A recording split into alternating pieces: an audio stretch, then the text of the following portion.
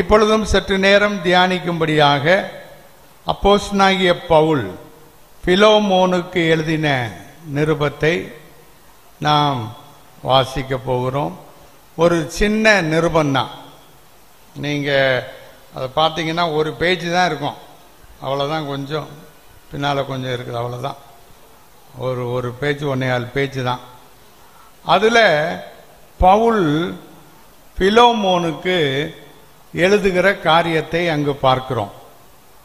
நீங்கள் அந்த பிலோமோனுடைய நிருபத்தை இன்னைக்கு தான் ஒரு சிலர்லாம் பார்ப்பாங்க. ஏன் கேட்டால் பெரிய பெரிய புஸ்தகத்துக்கு இடையில இருக்கிறதுனால, அது ஒரு பேஜாக இருக்கிறதுனால அதை கவனிக்கிறதுக்கு வாய்ப்பு இருக்காது. எத்தனை பேர் இதுக்கு முன்னால் பிலோமோனை வாசித்திருக்கிறீங்கன்னு ஒரு கரங்களை உயர்த்துங்க பார்க்கலாம். பார்த்தீங்களா? ஒரு 10 பேர் கூட தேரல. அப்போ இதை நீங்கள் ஒருவேளை இதில் என்ன இருக்குது, இது சாதாரணமான ஒரு லெட்டர் அவ்வளோதானே அப்படின்னு நினைக்கலாம். ஆனால் அதுலேயும் நாம் கற்றுக்கொள்ள வேண்டிய நிறைய காரியங்கள் இருக்கிறது. கர்த்தர் நம்மோடு பேசுவாராக. பிலோமோன் 1ஆம் வசனத்தில் இருந்து 7ஆம் வசனம் வரைக்கும் உள்ள பகுதியை நான் உங்களோடு பகிர்ந்து கொள்ள போகிறேன். எனக்கு நேரம் கரெக்டாக 1 மணிக்கு முடிச்சிடுவேன். அது எவ்வளோ தூரம் நம்ம கவர் பண்ணோமோ பண்ணிக்கலாம்.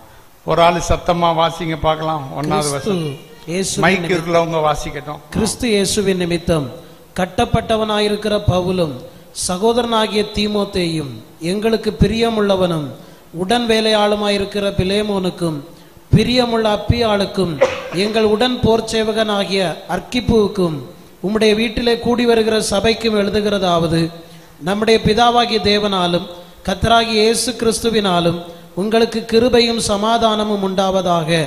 கர்த்தராகிய இயேசுவினிடத்திலும் எல்லா பரிசுத்தவான்களிடத்திலும் உள்ள உம்முடைய அன்பையும் உம்முடைய விசுவாசத்தையும் நான் கேள்விப்பட்டு என் ஜெபங்களில் உம்மை நினைத்து எப்பொழுதும் என் தேவனுக்கு ஸ்தோத்திரம் செய்து உங்களில் உள்ள சகல நன்மைகளும் தெரியப்படுகிறதுனாலே உம்முடைய விசுவாசத்தின் அந்யோன்யம் கிறிஸ்து இயேசுவுக்காக பயன்பட வேண்டும் என்று வேண்டுதல் செய்கிறேன்.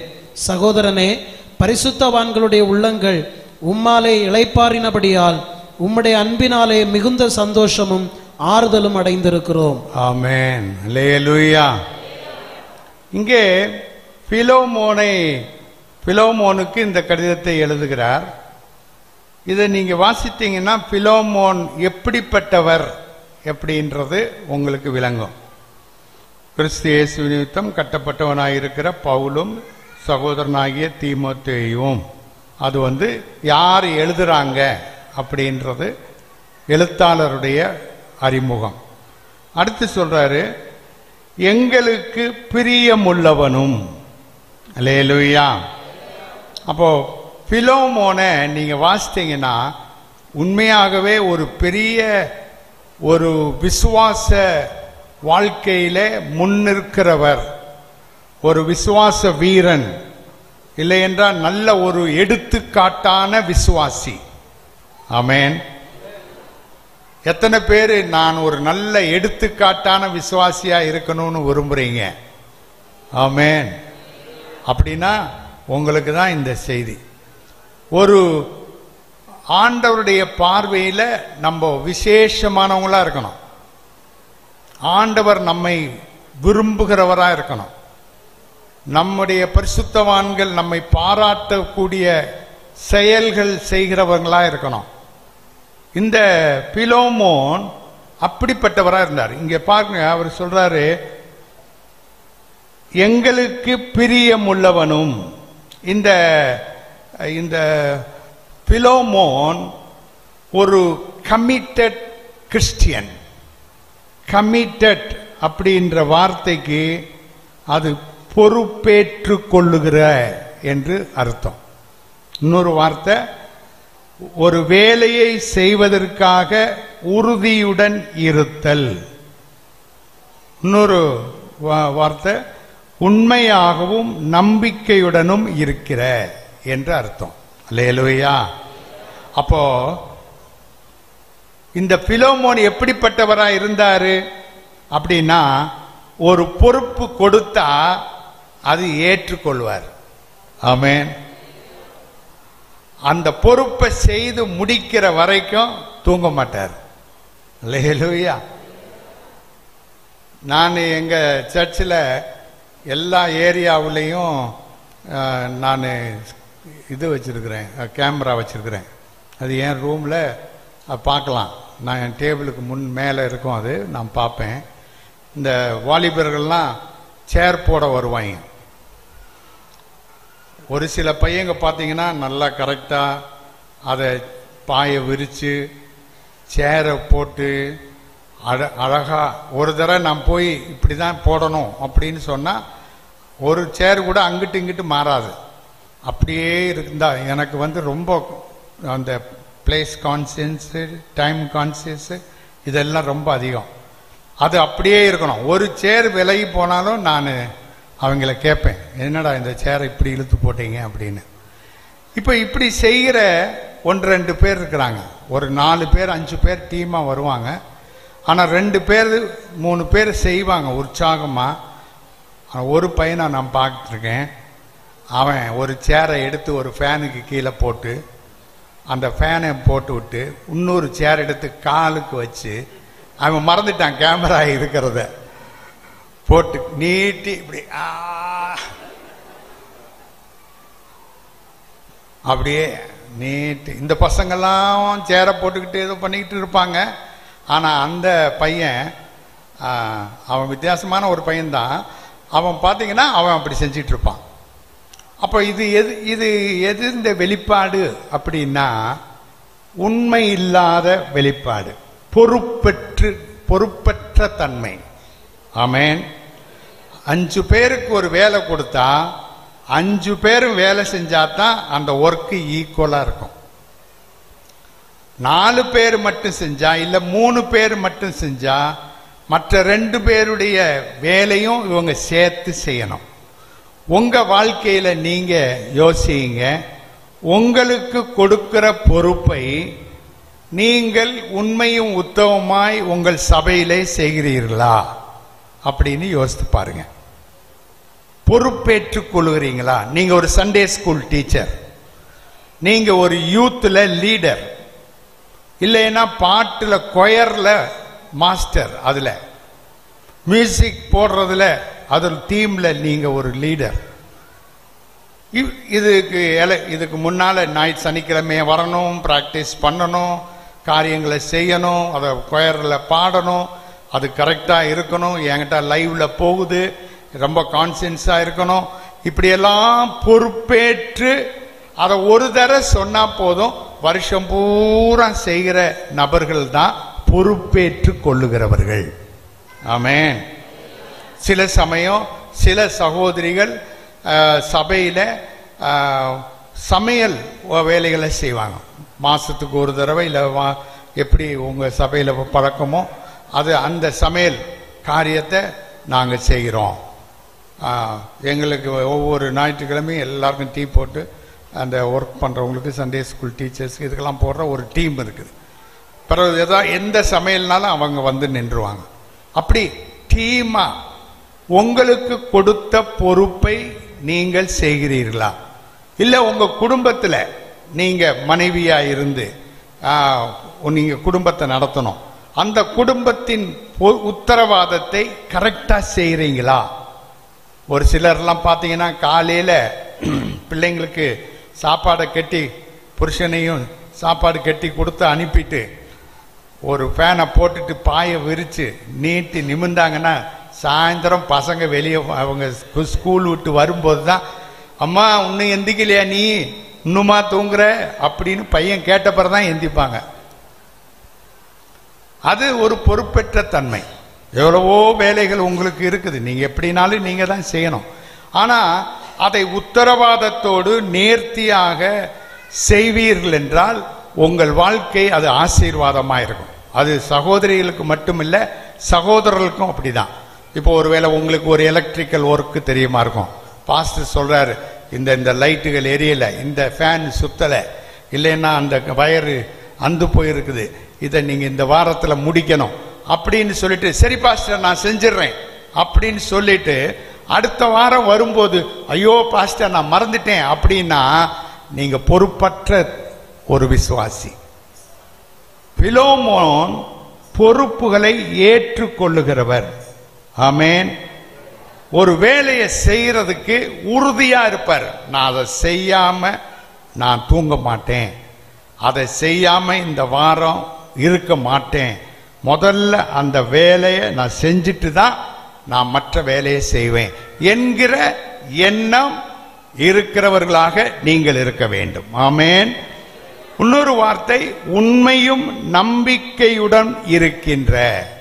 உண்மையும் நம்பிக்கை. உங்களை நம்பி நீங்க பாஸ்டர் சொல்றாரு இந்த வேலையெல்லாம் முடிச்சிருங்க, இந்தாங்க ஒரு 1000 ரூபா வச்சுக்கோங்க, இல்லைன்னா ஒரு 5000 ரூபா வச்சுக்கோங்க, இந்த காரியங்களை எல்லாம் செய்யுங்க அப்படின்னா கரெக்டா வரவு எவ்வளவு, செலவு எவ்வளவு, காரியங்கள் என்ன அப்படி என்று சொல்லி அதை செய்யறதுக்கு நீங்க கரெக்டான நபரா இருக்கணும். அல்லேலூயா. பாஸ்டருக்கு காசுக்கு என்ன குறைவு, நம்ம என்ன கணக்கு கொடுக்க, அது பார்த்துக்கிறலாம், கர்த்தருக்கு பார்த்துக்கிடுவார், எனக்கும் தேவை இருக்குது அதனால நான் செலவழிக்கிறேன் அப்படின்னு சொல்லிட்டு போனா அது பொறுப்பு இல்லாத தன்மை. நான் 25 வருஷம் பைபிள் ஸ்கூல் நடத்தினேன். அந்த பைபிள் ஸ்கூல் நடத்தும் போது பையங்க எங்ககிட்ட படிப்பாங்க. 10 முதல் 12 வருஷம் பசங்க படிப்பாங்க. ஒவ்வொரு வருஷமும் 2 வருஷ கோர்ஸா இருந்துச்சு. அப்போ அவங்கள சில சமயம் ஒரு பையனை கூப்பிட்டு கடைக்கு போயிட்டு வாடா அப்படின்னு சொல்லி நான் லிஸ்ட்டை கொடுத்து அனுப்புவேன். பணத்தையும் கொடுப்பேன். பணத்தை கொடுத்துட்டு அவங்க போயிட்டு வந்து வாங்கி கொடுத்துக்கும் போது திரும்பி கொடுப்பாங்க. அது எவ்வளோ இருக்குன்னு பார்ப்பேன். ஒரு சோப்பு வாங்குறதுக்கு, எண்ணெய் வாங்குறதுக்கு அவன் தேவையுள்ள பையனா இருந்தா மீதி இருக்கும்போது நான் சொல்லுவேன், அந்த பைசா நீ எடுத்துக்கோ அப்படின்னு சொல்லுவேன். ஒரு 2-3 தடவைக்கு பிறகு அவனை அனுப்பின போது மீதி எவ்வளோ இருக்குன்னு சொல்லவே இல்லை. அப்ப நான் கேட்டேன், ஏண்டா நீ எப்பயும் கொண்டு வந்து கரெக்டா கணக்கு கொடுப்பே, இன்னைக்கு ஏன் கொடுக்கல? அது எப்படினாலும் மிச்சம் எனக்கு தானே பாஸ்டர், அதனால நான் அதை அப்படியே எடுத்துக்கிட்டேன். டேய், மிச்சம் உனக்கு இல்லை, மிச்சம் கணக்குக்கு வர வேண்டியது. அன்னைக்கு உனக்கு தேவைன்னு சொல்லி நான் கொடுத்தேன். அல்லேலூயா. இன்னைக்கு நிறைய விசுவாசிகள் இப்படிதான் இருக்கான், மீதி எல்லாம் எனக்கு தான். கரும்பு தோட்டத்தில் வேலை செய்யறவன் ஒரு கரும்பு கடிக்காம இருப்பானா? இல்லைன்னா தேன் கூட்டில் வேலை செய்யறவன் தான் நக்காம இருப்பானா? இப்படிலாம் சொல்லுவாங்க. அது ஒன்றும் விஷயம் இல்லை. ஆனா நீங்க உண்மையுள்ளவங்களா இருக்கணும்னா எல்லா விஷயங்களையும் உண்மையுள்ளவர்களா இருக்கணும். ஆமென். ஆண்டவர் சொல்றாரு, உண்மையுள்ளவன் பரிபூர்ண ஆசீர்வாதம் பெறுவான். அல்லேலூயா, அல்லேலூயா. உண்மையுள்ளவர்களா இருக்கணும். Price the Lord. எனக்கு ஒரு பழக்கம், எனக்கு வர்ற காணிக்கைகள் எல்லாத்தையும் நான் ஒரு புக்கில் எழுதி வைப்பேன். எதுக்கு அப்படின்னா, எனக்குன்னு அதில் ஒரு சம்பளத்தை எடுத்துக்கிட்டு மீதியை நான் சேர்த்து வச்சு பொது ஊழியங்களுக்கு, இல்லைன்னா மெயின்டெனன்ஸுக்கு, பில்டிங் ஒர்க்கு, மற்றதுக்கெல்லாம் செஞ்சுக்கிட்டு இருப்பேன். யாரும் என்னைய கேட்க போகிறதில்லை கணக்கு. ஆனால் எனக்கு நான் கணக்கு ஒப்புவிக்கணும். ஆண்டவருக்கு நான் கணக்கு ஒப்புவிக்கணும். அல்லேலூயா. எப்படி நான் மற்றவங்களுக்கு வேலை செஞ்சா ஒரு சம்பளமோ அதே மாதிரி எனக்கு ஒரு சம்பளம். எனக்கு தேவையான சம்பளம் தான் அது. எனக்கு ஒன்றும் பெரிய தேவைகள் ஒன்றும் இல்லை. ஆனால் தேவைகள் இருக்குது, அதை செய்வேன் நான். அப்போ ஒரு சம்பளத்தை எடுத்து வச்சுக்கிடுவேன். மீதி உள்ளதை நான் எடுத்து வச்சு அதை ஸ்தாபனத்துக்கு, இல்லைன்னா அந்த சென்டருக்கு, இப்போ கூட ஒரு சபையை நான் கட்டிக்கிட்டு இருக்கிறேன். அது ஒன்றும் வேலை முடியல. அப்போ அது மாதிரி காரியங்களுக்கெல்லாம் செய்வேன். எதுக்கு நான் சொல்றேன்னா, உங்க வாழ்க்கையில நீங்க ஒரு சிஸ்டமேட்டிக்கா உண்மையானவரா இருந்தா தான் ஆண்டவர் உங்க மேல பிரியப்படுவார். கொஞ்சத்துல நீங்க உண்மையா இருந்தீங்கன்னா அதிகத்துல அதிகாரியாக்குவார். நான் சின்ன பையனா இருக்கும்போது ஒரு கன்வென்ஷனுக்கு போயிருக்கேன். ஒரு பழைய காலத்து கன்வென்ஷன், ஒரு கிராமத்து கன்வென்ஷன். அந்த கன்வென்ஷன்ல காணிக்கை எடுக்கிறாங்க. அந்த காலத்துல எல்லாம் பெரிய இந்த மாதிரி பெட்டி எல்லாம் கிடையாது, பிளேட்டில் தான் எடுப்பாங்க. நீங்க கூட பார்த்துருக்கலாம் அப்படி எடுக்கிறத. பிளேட்ல எடுப்பாங்க. என்கிட்ட பூரா சில்லறையா தான் விழுவோம். அப்படி எடுத்துக்கிட்டே வந்தாங்க. முடிச்ச உடனே அந்த பாஸ்டர் அதை வாங்கி ஜோம் பண்றாரு. ஜோம் பண்ணும் போது நாம் என்ன கண்ணவை அடைச்சிக்கிட்டே இருப்போம், நம்மலாம் பார்த்துட்டு எல்லாத்தையும் பார்த்துக்கிட்டு இருப்போம்ல. நான் பார்த்துக்கிட்டே இருக்கேன். அவர் அப்படியே அந்த ரூபா நோட்டெல்லாம் எடுத்து சீப்பாக்குள்ள போட்டுட்டாரு. ஒருவேளை காத்து அடிக்கும்னு நினைச்சு பறந்து போகும் நினைச்சு போட்டாரான்னு தெரியாது. ஆனா எனக்கு அன்னைக்கு பார்த்ததுல இருந்து இன்னைக்கு வரைக்கும் இப்ப நடந்தது மாதிரியே இருக்கு. அப்போ இப்படி ஒரு விசுவாசி அவரை பார்த்தா அவரை எப்படி உண்மை உள்ளவர்னு சொல்ல முடியும்? நான் கேட்கிற வயசு இல்லை, சின்ன வயசு, இந்த மாதிரி நிக்கர் போட்டுக்கிட்டு உட்கார்ந்த வயசு. இன்னைக்கு நிறைய பேர் அப்படி இருக்கிறாங்க. சில ஊழியக்காரங்க தசவாங்க கொடுக்க மாட்டாங்க.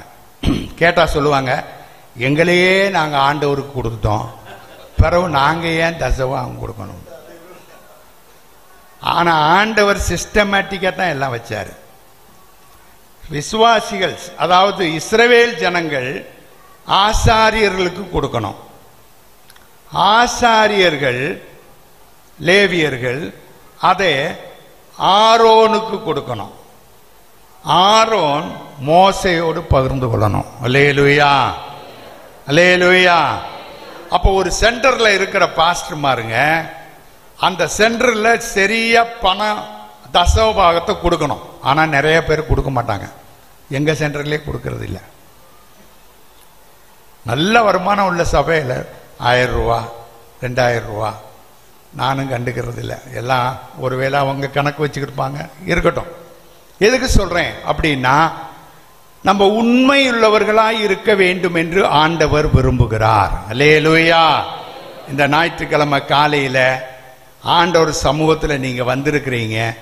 உங்க குடும்பத்தில், உங்க சபையில, உங்களுடைய ஊழியத்தில், உங்களுடைய நீங்க வேலை செய்கிற ஒருவேளை டீச்சரா இருக்கலாம், இல்லைன்னா ஒரு எலக்ட்ரீஷியனா இருக்கலாம், இல்லைன்னா வேற ஏதோ ஒரு வேலையா இருக்கலாம். எதுவா இருந்தாலும் நான் உண்மையுள்ளவனாய் இருக்கிறேன் என்கிற அந்த நல்ல என் சாட்சி உங்களுக்கு இருக்கும் என்றால் கர்த்தர் உங்களை ஆசீர்வதிப்பார். இந்த பிலோமோனை குறித்து பவுல் சொல்றாரு, பிரியமுள்ளவனும். அல்லேலூயா. எப்படிப்பட்டவன்? பிரியமுள்ளவன். பவுலுடைய பார்வையில இந்த பிலோமோன் ஆண்டவருக்கு அர்ப்பணிப்போடு அவன் செயல்பட்டபடியினால அவனை பவுல் சொல்றாரு பிரியமானவன். அல்லேலூயா.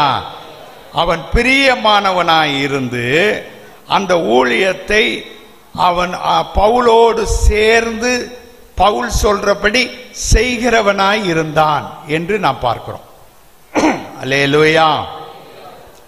உங்க பாஸ்டர் உங்களை பார்த்து, இந்த பிரதர் பிரியமான பிரதர், பிரியமான சகோதரன், இந்த சகோதரி பிரியமான ஒரு சகோதரி, இந்த குடும்பம் ஒரு பிரியமான ஒரு குடும்பம் என்று உங்களை குறித்து சாட்சி சொல்லுவாங்களா?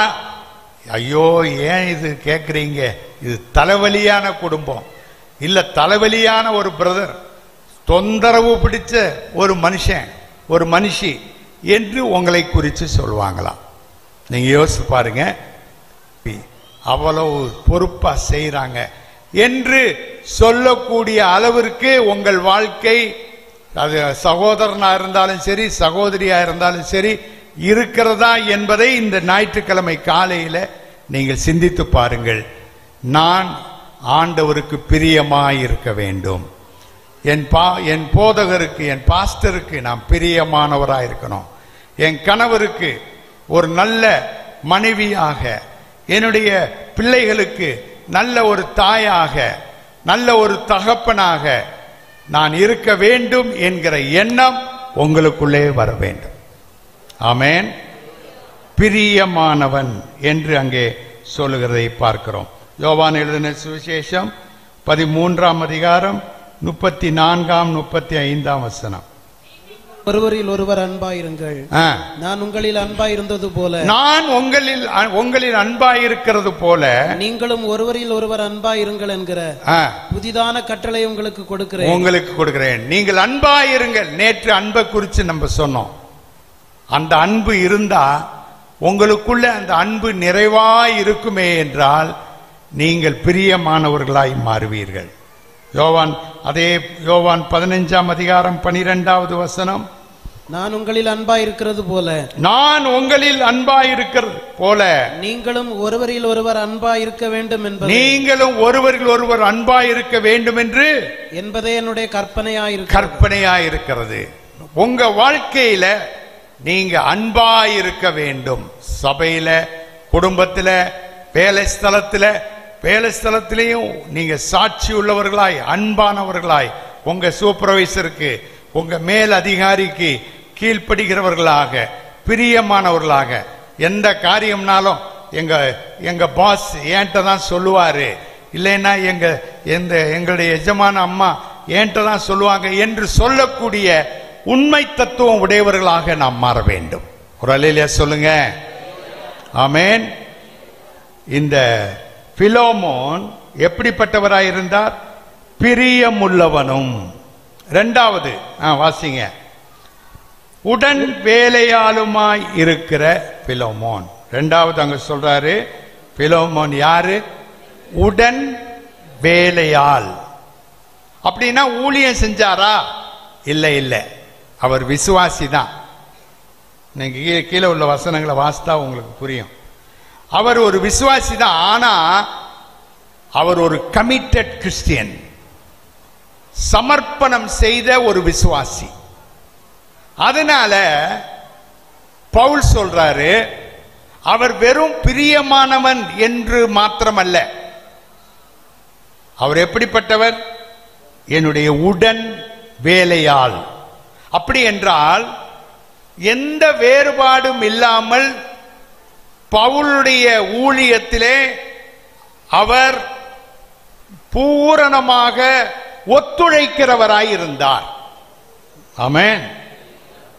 நீங்க ஒரு சபையில விசுவாசி, இந்த சபையில இருந்தா இந்த சபை, இல்லைன்னா பிரான்ச்ல என்றால் பிரான்ச், அந்த சபையில நீங்க விசுவாசியா இருந்தாலும் ஒரு உடன் ஊழியன் மாதிரி எல்லாவற்றையும் செய்கிறதற்கு உற்சாகமாக இருக்க வேண்டும். அல்லேலூயா. உங்களை பார்த்து பாஸ்டர் சொல்லணும், பிரதர் இந்த வெள்ளிக்கிழமை நான் இருக்க மாட்டேன், நீங்க உபவாச ஜபம் நடத்திருங்க அப்படின்னு சொன்னா உபவாச ஜபத்தை நடத்தக்கூடிய கெப்பாசிட்டி உங்களுக்கு இருக்கணும். அதுக்கு பாஸ்டர் அனுப்புவேன், வேற ஆளுங்க போடுங்க பாஸ்டர், நான் விசுவாசி, எனக்கு எவ்வளவு வேலை கிடக்கு அப்படின்னு சொல்லக்கூடாது. ஏன்னு கேட்டா, நீ ஒரு உண்மையான விசுவாசி, பிரியமுள்ள விசுவாசி அடுத்த லெவலுக்கு போகணும். அது என்ன லெவலு? உடன் ஊழியன் லெவல். அல்லேலூயா. அது மாதிரி சகோதரிகள், பாஸ்டர்மா சகோதரிகள் கூட்டத்தை நடத்துவாங்கன்னு வச்சுக்கிடுவோம். இப்ப சொல்றாங்க, இந்த வாரம் நாங்க வெளியூருக்கு போறோம், இந்த மீட்டிங்கை சிஸ்டர் நீங்க பொறுப்பெடுத்து நடத்துங்க அப்படின்னு உங்ககிட்ட சொல்றாங்க. அப்படின்னு சொன்னா நீங்க சொல்லக்கூடாது, ஆமா காணிக்கையெல்லாம் நீங்க வாங்கி சாப்பிடுவீங்க, வேலையை மட்டும் எங்களை ஏவுவீங்க அப்படின்னு பேசக்கூடாது. ஆம்பளைங்களும் அப்படிதான், பெண்களும் அப்படிதான். நீங்க ஒரு உடன் ஊழியனா மாறணும். அல்லேலூயா. பவுல் கூட இருந்த நிறைய விசுவாசிகள் பிற்காலத்தில் யாரா மாறிட்டாங்க? உடன் ஊழியக்காரங்களா மாறிட்டாங்க. ஆமென். அல்லேலூயா. ஆக்கிலா பிரிஸ்கில்லாவை குறித்து பார்க்கிறோம். ஆக்கிலாவும் பிரிஸ்கில்லாவும் அவங்க கூடாரம் செய்கிறவர்கள். பவுலுக்கு அந்த வேலை கொஞ்சம் தெரிஞ்சதுனால அவங்களோடு சேர்ந்துகிட்டாரு. சனிக்கிழமை போய் அங்க ஓய்வு நாள்ல அந்த யூதர்களுக்கு செய்தி கொடுத்துட்டு மற்ற நாட்கள்ல ஃப்ரீயா இருக்கும் போது ஊழியம் போகாத நேரங்கள்ல இவங்களோடு சேர்ந்து இந்த வேலையை செஞ்சுக்கிட்டே இருந்து, ஆனா சும்மா இருக்கல, அந்த வேலையை செஞ்சிட்டு இருக்கும் போதே சுவிசேஷத்தை அவங்களுக்கு சொல்லிக்கிட்டே இருந்தாரு. சத்தியத்தை சொல்லிக்கிட்டே இருந்தாரு. அல்லேலூயா. ஒரு ஊழியக்காரனுக்கு வேண்டிய எல்லா சத்தியமும் இந்த ஆக்கில்லாவுக்கும் பிரிஸ்கில்லாவுக்கும் இருந்தது. ஆமென். அல்லேலூயா. ஆக்கில்லா பிரிஸ்கில்லா அப்படிதான் முதல்ல வருது. ஆனா பின்னால போக போக பாத்தீங்கன்னா பிரிஸ்கில்லா ஆக்கில்லா. ஏன்னு கேட்டா ஓட்டப்பந்தயத்தில் யார் முந்திக்கிட்டாங்க? சகோதரி முந்திக்கிட்டாங்க. அல்லேலூயா. சில இடத்துல ஊழியக்காரங்கெல்லாம் பின்னடிச்சிருவாங்க, சகோதரிகள் முன்னேறிடுவாங்க, பாஸ்டர் அம்மா முன்னேறிடுவாங்க. கூட்டத்தை நடத்தணுமா, கன்வென்ஷன் வைக்கணுமா? எங்க பாஸ்டர் அம்மா ஒரு 5 வருஷத்துக்கு முன்னால இறந்து போயிட்டாங்க, சோம் இல்லாம. 25 வருஷம் நான் பைபிள் ஸ்கூல் நடத்தினேன். இந்த பைபிள் ஸ்கூலுக்கு எனக்கு ஃபண்டு கிடையாது. எனக்கு வர்ற வருமானத்திலேயே நான் அதை நடத்திக்கிட்டு இருந்தேன். ஒரு சமையலுக்கு ஒரு ஆளு கிடையாது, எங்க பாஸ்டர் அம்மா தான் செய்வாங்க. அது சும்மா பாத்திரம் கீத்திரம் கழுவுறதுக்கு ஒரு ஆளை கை வச்சிருப்பாங்க. 25 வருஷம் இந்த பையங்களுக்கு 3 நேரமும், மதும் விசேஷமா மத்தியான நேரத்தில் 25 பேர் சாப்பிடுவாங்க. ஏன்னு கேட்டா டே ஸ்காலரா இருக்கிறவங்க, பிறகு வாத்தியாருங்க, பிறகு எங்க குடும்பத்தாரு, 25 பேர். இந்த 25 பேருக்கு சமையல் பண்றது எங்க மனைவி தான். அல்லேலூயா. எதுக்கு சொல்றேன்னா, ஊழியத்தில் நம்ம தோல் கொடுக்க வந்திருக்கிறோம். ஆமேன். நல்ல ஆமேன் சொல்லுங்க. இது பாஸ்டர் சாலமோனுடைய ஊழியம், இது பாஸ்டர் எட்வர்ட் அவருடைய ஊழியம். இல்லை என்றால் வேற ஒவ்வொருத்தங்க பேரை சொல்லி அவருடைய ஊழியம் அவர் செய்யட்டும், அவங்க மனைவி செய்யட்டும், இல்லைன்னா இவங்க மனைவி செய்யட்டும். இல்லை இல்லை, நான் செய்யணும். இது என்னுடைய ஊழியம். கர்த்தர் எனக்கு கர்த்தர் கொடுத்த சபை. இந்த சபையில நான் தோல் கொடுக்கணும். பவுல் சொல்றாரு, ஆக்கில்லாவும் பிரிஸ்கில்லாவுக்காக ஜெபம் பண்ணுங்க, அவங்கள வாழ்த்துங்க. ஏனென்றால் அவர்கள் சுவிசேஷத்திற்காக தோல் கொடுத்தவர்கள். அல்லேலூயா. உங்களை பார்த்து உங்க பாஸ்டர் சொல்லுவாரா, இவர் ஒரு கோவொர்க்கர் மாதிரி, எனக்கு அசிஸ்டன்ட் பாஸ்டர் மாதிரி, இந்த சிஸ்டர் ஒரு அசிஸ்டன்ட் பாஸ்டர் அம்மா மாதிரி, எல்லாம் பொறுப்பா செய்வாங்க. அப்படி என்ற அந்த உத்தரவாதத்தை நீங்கள் ஏற்றெடுக்க இந்த ஞாயிற்றுக்கிழமை ஆயத்தமா இருக்கிறீங்களா? அல்லேலூயா. அல்லேலூயா. அப்படிப்பட்ட நீங்க 1 கொரிந்தியர் 3:9 வாசிங்க. 1 கொரிந்தியர் 3:9. நாங்கள் தேவனுக்கு உடன் வேலையாட்களாய் இருக்கிறோம். நாங்கள் தேவனுக்கு உடன் வேலையாட்களாய் இருக்கிறோம். நீங்கள் தேவனுடைய பண்ணையும். நீங்கள் யாரு? தேவனுடைய பண்ணையும் தேவனுடைய மாளிகையுமாயிருக்கிறீர்கள். அல்லேலூயா. சபை ஒரு மாளிகை மாதிரி தான் கட்டியிருக்கிறார் பாஸ்டர். அல்லேலூயா. இதுல நம்ம எல்லாரும் உடன் ஊழியர்கள். ஒரு ஆமேன் சொல்லுங்களேன். அல்லேலூயா. நீங்க என்ன வேலை செய்கிறவங்க, ஒருவேளை மேஷனா இருக்கலாம், பெயிண்டரா இருக்கலாம், எலக்ட்ரீஷியனா இருக்கலாம், ஆபீஸ்ல ஒர்க் பண்ணலாம், இல்ல டாக்டரா இருக்கலாம், இன்ஜினியரா இருக்கலாம், என்ன வேணாலும் நீங்க இருந்துட்டு போங்க. ஆனா பாஸ்டர் உங்களை பார்த்து இவர் என்னுடைய உடன் ஊழியர் என்று சொல்றதுக்கு ஏதுவாக இருக்க வேண்டும். ஆமென். அல்லேலூயா. 2 கொரிந்தியர் 6:1. 2 கொரிந்தியர் 6:1. கிருபையை நீங்கள் விருதாவாய் பெறாதபடிக்கு, தேவனுடைய கிருபையை நீங்கள் விருதாவாய் பெறாதபடிக்கு உடன் வேலையாட்களாகிய நாங்கள் உங்களுக்கு புத்தி சொல்லுகிறோம். 2 தீமோத்தேயு 4:5. 2 தீமோத்தேயு 4:5. நீயோ எல்லாவற்றிலும் மனத்தெளிவுள்ளவனாயிரு. பவுல் சொல்றாரு தீமோத்தேயை பார்த்து, நீ எல்லாவற்றிலும் மனத்தெளிவுள்ளவனாயிரு, தீங்கு அனுபவி, சுவிசேஷகனுடைய வேலையை செய், உன் ஊழியத்தை நிறைவேற்று. ஆண்டவர் உனக்கு கொடுத்த ஊழியத்தை நீ நிறைவேற்று. Price the Lord. ஆண்டவர் எனக்கு இந்த ஊழியம் நான் பாஸ்டர் சொன்னாங்க 10-20 வருஷமா ஐபிசியில் நான் தலைவராக இருக்கிறேன் அப்படின்னு. அதாவது 5 வருஷம் வைஸ் பிரசிடெண்டாக இருந்தேன், மீதி 10 வருஷம் நான் பிரசிடெண்டாக இருக்கிறேன். இப்போ முடிய போகுது. இப்போ வாலிபர்களை தலைவர்களாக நம்ம உங்கள் பாஸ்டர் தான் செக்ரட்டரியாக நிற்கிறாரு. அவர் செக்ரட்டரியாக அடுத்த முட்டை வரும்போது செக்ரட்டரி அவர்களே அப்படின்னு சொல்லுவேன். இன்னைக்கு சொல்லலை. வாலிபர்கள் இப்போ நான் எப்படி வந்தேன் அப்படின்ற சொல்கிறேன் பாருங்க.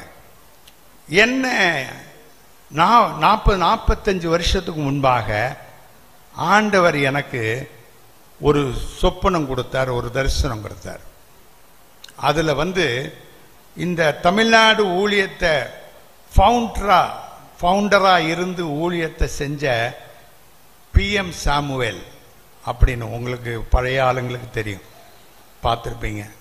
நான் அவர்கிட்ட பழகிருக்கிறேன், அவர் எனக்கு கிளாஸ் எடுத்திருக்கிறாரு, அப்படி பழக்கம் இருக்குது. எங்கள் அப்பா கூட சேர்ந்து ஊழியம் செஞ்சவர். அவர் அந்த சொப்பனத்தில் என் கையில் கொண்டு ஒரு சுருள் ஒன்றை கொடுத்துட்டு என்று சொல்கிறாரு, ஐபிசி தமிழ்நாடு ஊழியத்தை பார்த்துக்கோ அப்படின்னு. அது சொல்லும்போது எனக்கு நான் ரொம்ப சின்ன பையன், முழு நேர ஊழியத்துக்கு கூட நான் வரல. அப்போ தான் கால் எடுத்து வைக்கிறேன். எனக்கு அந்த தரிசனத்தை கொடுத்தார். நான் யார்ட்டுமே சொல்லலை. அந்த காலத்தில் பெரிய பெரிய தலைவர்கள், பாஸ்டருடைய அப்பா மாதிரி, எங்கள் அப்பா, பிறகு பவுல் பேரின்பம், பிறகு எம்ஓ ஜான் போன்ற பெரிய பெரிய பாஸ்டர்கள்லாம் இருக்கிற இடம். நான் சாதாரண பையன், அதுவும் போலியோ அட்டாக்கு, என்னைய தூக்கிட்டே என்னால் நடக்க முடியல. நான் எப்படி ஐபிசி தமிழ்நாடு ஊழியத்தை நான் பார்த்துக்கிடுவேன்? இது ஏதோ நமக்கு அழைப்பு கன்ஃபார்ம் பண்ணுறாரு போலுக்குன்னு நினச்சிக்கிட்டேன். ஆனால் ஒரு நாள் வந்தது, ஒரு எலெக்ஷனில் வைஸ் பிரசிடெண்டாக நின்னேன், நான் ஜெயிச்சிட்டேன். அதுக்கு பிறகு இன்று வரைக்கும் என்னோடு யாரும் போட்டியிடவே இல்லை. எல்லாம் அன்னப்போஸ்டில் தான் வந்தேன். ஏன்னு கேட்டால் இப்பயும் நான் நின்னேன்னா நான் தான் ஜெயிப்பேன், ஆனால் நிற்க மாட்டேன். லேலுயா. எதுக்கு சொல்றேன்னா, அந்த 15 வருஷங்கள் நான் அந்த செலக்ட் ஆன உடனே எனக்கு கிளிக் ஆனது அந்த இதுதான். அந்த PM ஐயா சுருளை கொண்டு என் கையில் கொடுத்தாரு. என்னை இந்த ஐபிசி தமிழ்நாடு ஊழியத்தை பார்த்துக்கிற சொல்லிட்டாரு. அப்போ நான் தீர்மானம் எடுத்தேன், ஆண்டவரே இப்போ நான் செலக்ட் ஆகி அந்த பொறுப்புக்கு வர்றேன். நான் பிரசிடென்ட் ஆகலாம் நான் காத்திருக்கலை, இப்பயே நான் ஆரம்பிக்க போறேன். இப்போ எனக்கு எங்கெல்லாம் வாய்ப்பு கிடைக்குமோ அங்கெல்லாம் போய் ஐபிசி தமிழ்நாடை பற்றி சொல்லி அங்கே ஃபண்ட் ரைஸ் பண்ணி இந்த ஊழியங்களை கெட்டி எழுப்பணும் அப்படின்னு சொல்லி ஒரு தீர்மானம் அன்னைக்கு எடுத்தேன். அந்த தீர்மானத்தை தான் இன்றைக்கு வரைக்கும் நிறைவேற்றி கொண்டே இருக்கிறேன். லேலுயா. 47 சபை ஃபுல்லாக கொடுக்கலைனாலும் கொஞ்சம் கொடுத்தது, ரூஃப் போட்டது, அப்படி சில லட்சங்கள் கொடுத்தது, அப்படி இப்போ 47 சபைகள். இப்போ 48வது சபையை நான் கட்டிக்கிட்டு இருக்கிறேன். அதே மாதிரி பாஸ்டர் சொன்ன மாதிரி அந்த ஹெட் குவார்ட்டர்ஸில் கிட்டத்தட்ட 6 பில்டிங்கு நான் டைரக்டாக கட்டினது 1-2, மீதி எல்லாம் மற்றவங்க மூலமாக கட்ட வச்சது. எப்படி ஆனாலும் என் மூலமாக அது கட்டப்பட்டது. லேலுயா, லேலுயா. எதுக்கு நான் சொல்றேன்னா, அதை ஏன் நான் செய்யணும்? பெரிய பெரிய தலைவர்களே செய்யல, நான் ஏன் செய்யணும்னு நினைக்கல. நான் எப்படி நினைச்சேன்னா, தகுதி இல்லாத என்னை ஆண்டவர் இந்த ஊழியத்துக்கு என்னை அழைச்சாரு, நான் ஏதாவது செய்யணும். அதைத்தான் பவுல் சொல்றார், என்னை உண்மையுள்ளவன் என்று எண்ணி இந்த மகத்துவமான ஊழியத்துக்கு என்னை அழைச்சிருக்கிறார். நான் இந்த ஐபிசி தமிழ்நாடு ஊழியத்தை காத்து பார்த்துக்கிருவேன், இல்லைன்னா நடத்திக்கிருவேன் என்ற அந்த தைரியத்துல தான் ஆண்டவர் எனக்கு அந்த தரிசனத்தை சொப்பனத்தை கொடுத்தாரு. நான் அன்னைக்கு தீர்மானம் பண்ணேன், ஆண்டவர் எனக்கு பலன் தந்தா, எனக்கு பலன் இருக்கிற வரைக்கும் எங்கெல்லாம் போக முடியுமோ, எங்கெல்லாம் சொல்ல முடியுமோ சொல்லி கொண்டு வந்து இந்த ஸ்தாபனத்தை நான் வளர்த்தி காட்டுவேன் அப்படின்னு என் மனசுல தீர்மானம் பண்ண. வெளியெல்லாம் சொல்லல. கர்த்தர் என்னுடைய இருதயத்தின் நினைவை அறிந்திருக்கிறார். உள்ளங்களை அறிந்த என் தேவன், அவருக்கு முன்பாக நான் சொல்றேன், என் பலத்துக்கும் அதிகமாக செயல்படும்படியாய் கர்த்தர் உதவி செய்ய. ஏனென்றால் இது எனக்கு கொடுத்த ஊழியம் என்கிற அந்த உத்தரவாதம் எனக்கு வர ஆரம்பித்தது. அந்த உத்தரவாதம் இருந்ததுனால தான் நான் அதை செய்கிறேன். அல்லேலூயா. இன்னைக்கு ஐபிசி சபைன்னா டிரான்ஸ்பர் போடுற பாஸ்டர் மாருங்க 3 வருஷம் தானே, நமக்கு எதுக்கு? ஆத்து மாதாயமும் வேண்டாம், சோத்து மாதாயமும் வேண்டாம். எவ்வளோ கிடைக்கும்? எனக்கு கிடைக்கிறத வாங்கி சாப்பிட வேண்டியது, குடும்பம் நடத்த வேண்டியது, பிள்ளைங்களை படிக்க வைக்க வேண்டியது. சபையில ஒற்றை கூட அடிக்க மாட்டான். அங்க மூப்பர், என்னையா இப்படி இருக்குது சபை, ஏன் ஆளு போட்டு அடிவை, காசு வசூல் பண்ணி வச்சிருக்கல கணக்குல, அது என் வேலை இல்லை அப்படின்றான். ஒற்றை கூட அடிக்க நேரம் இல்லாத, மனசு இல்லாத, ஒரு சின்ன ரிப்பேர் வந்தா அது செய்ய ஒரு பல்பு ஃபீஸ். எனக்கு ஒரு பாஸ்டர் சொன்னாரு, தலைமை பாஸ்டர், நான் சும்மா சொன்னேன், ஆனா இப்ப ரொம்ப பாரமா இருக்குது. என்ன விஷயம்? உங்க சபையில பல்பு ஃபீஸ் பண்ண போட நான் வாங்கி தரேன்னு சொல்லிட்டேன், இப்ப எல்லா ஃபீஸ் பல்பும் என்கிட்ட தான் வருது அப்படின்னு சொன்னாரு. பல்பு ஃபீஸ் ஆனா நேரா சென்டர் பாஸ்டர் போயிடும். யோ பல்பு ஃபீஸ் ஆயிடுச்சு, வை கொடுங்க.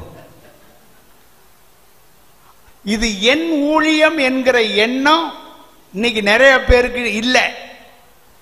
எனக்கு இந்த சென்டரை பத்தி ஒன்றும் தெரியாது, அதனால நான் பொதுவாக தான் சொல்றேன். இங்கே உள்ளவங்களாம் நல்லவங்க மாதிரி தான் தெரியுது. லேலுயா சொல்றாரு ஒரு பாஸ்டர். லேலுயா. எதுக்கு நான் சொல்றேன்னா, நமக்கு அந்த உத்தரவாதம், நான் ஆண்டவரோடு சேர்ந்து செயல்படுகிற ஒரு உடன் ஊழியன்.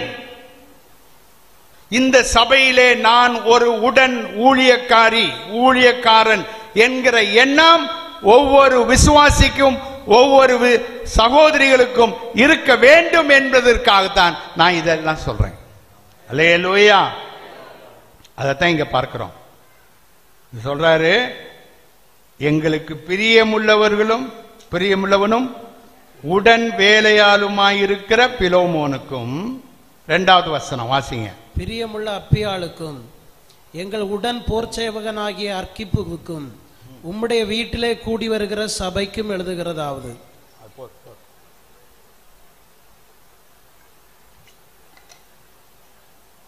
இரண்டாவது இங்க பார்க்கிறோம், பிரியமுள்ள அப்பியாளுக்கும். அப்பியாள் யாரு அப்படின்னா பிலோமோனுடைய மனைவி. Praise the Lord. அல்லேலூயா. பிறகு அடுத்து யாரு? உடன் சேவகனாகிய அர்க்கிப்புக்கும். அது அவருடைய மகன், பிலோமோனுடைய மகன். அப்போ பிலோமன் மட்டும் பிரியமானவன் அல்ல, பிறகு யாரும் பிரியமானவன் தான். அப்பியாலும், அல்லேலூயா, அப்பியாலும் பிரியமுள்ளவள் தான். அல்லேலூயா. அர்க்கிப்பும் பிரியமுள்ளவன் தான். Price the Lord. எப்படி ஒரு குடும்பம் இருந்துச்சுன்னா அவங்க எவ்வளவு வல்லமையா ஊழியம் செய்வாங்க தெரியுமா? நான் இன்னைக்கு இந்த செய்தியை கொடுக்கணும்னு நினைக்கும் போது சாலமோன் வீட்டில் உட்காந்துட்டு யோசித்தேன், சாலமோன் அப்படித்தான் இருக்காரு போலுக்கு. அவரு, நான் சொன்னேன் வாங்க உட்கார்ந்து சாப்பிடலாம். இல்லை பாஸ்டர், உங்களுக்கு நான் பிறகு சாப்பிட்டுக்கிறேன், நான் எல்லாம் ஒன்னா சாப்பிட்டே பழகும். ஆனா அவரு இல்ல இல்ல இல்ல நீங்க சாப்பிடுங்க, சர்வ் பண்ண. அவர் சர்வ் பண்ணாங்க. சிஸ்டர் அங்க இருந்து எல்லாத்தையும் சூடு பண்ணி அனுப்புறாங்க. அது மகன், அவன் பேரு பந்தோஸ் ஜெரேன், அவர் அர்க்கிப்பு மாதிரி அவர் சர்வ் பண்றாரு. அப்ப நான் நினைச்சேன், பரவாயில்லையே, இந்த இன்னைக்கு பேச போற குடும்பம் மாதிரியே அந்த குடும்பம் இருக்கு. நல்ல ஒரு கை தட்டு கொடுங்களேன் அந்த குடும்பத்துக்கு. அல்லேலூயா. நிறைய பேர் சாப்பிட்டுட்டு கையை கழுவிட்டு திரும்பி பார்க்காம ஓடிடுவீங்க. ஆனா அவங்க எல்லாருக்கும் சர்வ் பண்ணி எல்லா ஊழியக்காரங்களையும் உட்கார வச்சு தனித்தனியா பேட்சா சர்வ் பண்ணி எல்லாம் பண்ணி கொடுத்து அனுப்பி பாருங்க. அப்படி ஒரு குடும்பம் இருக்கிறது எவ்வளவு சந்தோஷமான குடும்பம். அல்லேலூயா. கர்த்தர் உங்களை இந்த சபையில ஒரு மெம்பரா வச்சிருந்தா கணவன் மனைவி பிள்ளை இல்லைன்னா பிள்ளைகள் எல்லாரும் சேர்ந்து டீமா இந்த சபையில நீங்க உழைக்கணும். ஒரு ஆமேன்னு சொல்லுங்களேன். அல்லேலூயா. சில வீடுங்கள்ல ஐயாமார் நல்லா உற்சாகமா இருப்பாங்க, பிலோமான் மாதிரி இருப்பாங்க. ஆனா சகோதரி மாதிரி அனனியா சப்ரீரா மாதிரி இருப்பாங்க, நேர் ஆப்போசிட்டா இருப்பாங்க. ஏமா அந்த பாஸ்டர் வர்றாரு, இந்த சாப்பாடு ஒன்றும் ரெடி பண்ணி கொடுமா, போய் நீர் சாப்பிட கூப்பிட்டீருன்னா நீர் ஏதாவது ஏற்பாடு பண்ணிக்கு வரும். எனக்கு 1000 வேலை கிடக்குது இங்க. ஒரு வாரம் துணி துவைக்கல, இன்னும் இந்த பசங்களுக்கு அதை ரெடி பண்ணி கொடுக்கல. உமக்கு இன்ட்ரெஸ்ட்னா நீர் செய்யும் வை, நான் ஏன் அதை செய்யணும் அப்படின்னு அம்மா மாதிரி சொன்னாங்கன்னா பிறகு அவர் வாயை திறக்க முடியாது. ஆனா சிலர் சொல்லுவாங்க, அப்படியே வெண்ணெய்னா நெய்யா வந்து இருப்பாங்க அப்படின்னு, எள்ளுன்னா என்ன மாதிரி வந்து இருப்பாங்க அப்படின்னு. அது மாதிரி அப்படி சில இந்த உலகத்தாலாம் சொல்றான் பாருங்க, மனைவி அமைவதெல்லாம் இறைவன் தந்த. அது நம்ம வசனத்தில் உள்ளதுதான். கர்த்தர் தம்முடைய ஊழியக்காரர்களுக்கு இல்லைன்னா விசுவாசிகளுக்கு நல்ல மனைவியை தரார். குணசாலியான ஸ்திரீயை கண்டுபிடிப்பவன் யார் அப்படின்னு இருக்கா இல்லையா? குணசாலியான ஸ்திரீகள், குணசாலியான ஸ்திரீகளை உடைய சகோதரர்கள் ஒரு அல்லேலியா சொல்லுங்க. நிறைய பேர் கையை தூக்கல. ஆமேன். நல்ல ஐயாமார்கள் எங்களுக்கு இருக்கிறாங்க அப்படின்றவங்க எல்லாம் சொல்லுவார், அல்லேலியா சொல்லுங்க. நிறைய பேர் இருக்கீங்க. Very good. கர்த்தர் நல்லவர். ஆமேன். அப்ப இங்க பாருங்க, பிரியமுள்ள அப்பியாளுக்கும் எங்கள் உடன் சேவகன் அப்படின்னா அங்க உடன் ஊழியக்காரன் சொல்லி இருக்குது, இங்க உடன் சேவகன் அப்படின்னா பவுலுடைய மிஷனரி ஊழியத்துல இந்த வாலிபன் ஊழியம் செஞ்சிருக்கிறான். அதனால தான் அவனை என்னன்னு சொல்றாரு, போர் சேவகன். என்கிட்ட வாலிபன் அவன். கொலோசியர் 4 வசனத்துல பாத்தீங்கன்னா அவன் கொலோசியர் சபையில பாஸ்டரா ஆயிட்டான். அவன் அர்க்கிப்பை கண்டு நீ கர்த்தரிடத்தில் பெற்ற ஊழியத்தை நிறைவேற்றும்படி கவனமாயிரு. வாலிப வயசுல ஊழியத்துக்கு ஒப்பு கொடுத்த அநேகர் ரொம்ப கவனஈனமா இருக்கிறீங்க. அது பாத்துக்குவார் சென்ட்ரல் பாஸ்டர், அவரு மெயின் பாஸ்டர் பாத்துக்குவாரு. இல்ல அப்பாவுக்கு கீழே இருந்தாங்கன்னா எங்க அப்பா பாத்துக்குவாரு எல்லாத்தையும் அப்படின்னு சொல்லி அஜாக்கிரதையா இருந்துருவாங்க. இப்ப அர்க்கிப்புவை கொண்டு போய் கொலோசிய சபையில பாஸ்டரா போட்டா அங்க செய்ய வேண்டியதை நிறைய வேலையை அவன் செய்யல, அஜாக்கிரதையா இருக்கிறான். அதனால பவுல் சொல்றாரு, நீ அர்க்கிப்புவை கண்டு கர்த்தரிடத்தில் பெற்ற ஊழியத்தை, நீ கர்த்தரிடத்தில் பெற்ற ஊழியம் என்பது நீங்கள் கற்ற ஊழியம் அல்ல, கர்த்தரிடத்தில் பெற்ற ஊழியம். அல்லேலூயா. இது வாழ்க்கை வாழ்வதற்கான ஒரு வழி அல்ல, உங்களை போஷிக்கிறவர் கர்த்தர். அவர் உங்களை உண்மையாயிருந்து போஷிப்பார். நீங்கள் அவருக்கு உண்மையா இருக்க வேண்டும். நீங்கள் ஒரு சின்ன சபையோ பெரிய சபையோ, கொஞ்சம் ஆத்துமாக்களோ பெரிய ஆத்துமாக்களோ, வருமானம் உள்ள சபையோ வருமானம் இல்லாத சபையோ, நீங்கள் உங்களை ஒரு இடத்துல ஊழியக்காரனா போடும்போது நீங்க நினைக்க வேண்டியது, இது கர்த்தர் எனக்கு கொடுத்த ஊழியம், இதை நான் உண்மையாய் செய்வேன். அல்லேலூயா. அர்க்கிப்புவை கண்டு நீ பெற்ற ஊழியத்தை நிறைவேற்றும்படியா என்ன செய்? கவனமாயிரு. கவனம், ஜாக்கிரதை. வீடை கட்டி காம்பவுண்டு போட்டு கேட் போட்டுட்டோம். கேட்ல ஒரு வாசகம், ஒரு போர்டு, நாய்கள் ஜாக்கிரதை. அப்படின்னா நாய்கள் வர்ற நாயெல்லாம் ஜாக்கிரதையா இருக்கும் அப்படி இல்லை. அதுன்ற அர்த்தம் உள்ள என்ன இருக்கு? நாய் இருக்குது, நீ ஜாக்கிரதையா இருந்துக்கோ. கதவை திறந்தேன்னா வந்து பீறி எடுத்துரும். அதனால நாய் ஜாக்கிரதையா இருக்கணும்னு எழுதி போடல. அதே மாதிரிதான் ஊழியத்துல நீ ஜாக்கிரதையா இருந்தா அது ஆண்டவர் ஜாக்கிரதையா இருக்கணும்னு எழுதியிருக்காரு உங்களுக்கு, இல்ல பவுல் எழுதியிருக்காரு உங்களுக்கு நினைக்காத. நீ ஜாக்கிரதையா இருக்கணும். ஆமென்.